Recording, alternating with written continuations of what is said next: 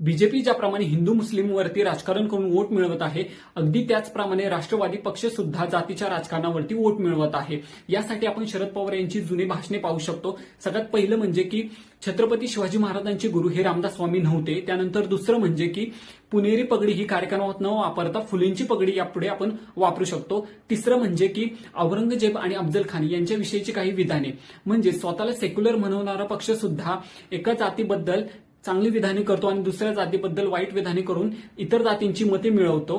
त्याचप्रमाणे ज्याप्रमाणे बीजेपी हिंदू मुस्लिमचे तेढ वाढवून वोट मिळवत आहे, त्यामुळे या दोघांमध्ये सुद्धा कोणताही फरक जाणवत नाहीये। म्हणजेच इथून पुढे आपण कोणत्याही पार्टीची विचारसरणी ध्यानात घेऊन त्यांना वोट न करता त्या उमेदवाराची सगळी पार्श्वभूमी पाहून त्यांना वोट करणे खूप गरजेचे आहे।